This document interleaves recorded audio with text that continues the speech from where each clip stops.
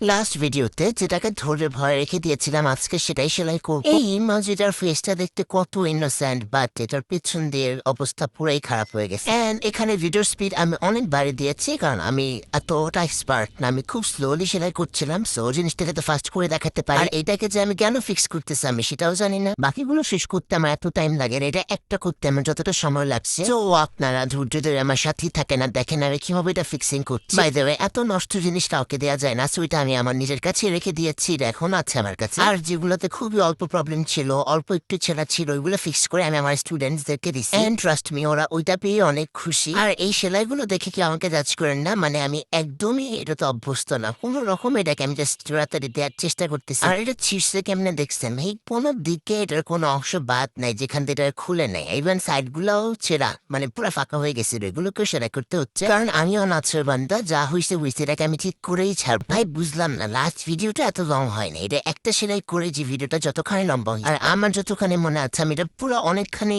সময় ধরে ভিডিও করছিলাম। আমার ফোনের স্টোরেজ প্রায় ফুল হয়ে গেছে, এন্ড বহুত দিন পরে স্টোরেজ খালি করার জন্য আমি ভিডিওটা এডিট করে রেখে দিয়েছিলাম। এখন আবার এই এডিটিং গুলো ডিলিট করার জন্য আবার ভয়েস দিচ্ছি, আবার পোস্ট করবো জানি না কবে। আর এত বকবক করার পরও দেখে এই ভিডিও শেষই হইতেছে না, আমার সেলাই দেখে শেষই হইতেছে। আমার যে এত ধৈর্য এটা আমি আজকেই জানতে পারছি। এইভাবে আমি অনেকক্ষণ ধরে যুদ্ধ করতেছি, আর অনেকক্ষণ যুদ্ধ করার পরে মনে হয় গিয়ে এটা ফাইনালি শেষ হবে। আর ওইখানে আমার ভাগ্নিও সেলাই করতেছে, আমাকে হেল্প করতেছিল। আর ও সেলাই করতে জানে না, বাট স্টিল আমরা দুজন মিলে ট্রাই করতেছিলাম। ফাইনালি আমরা শেষ করতে পারছি।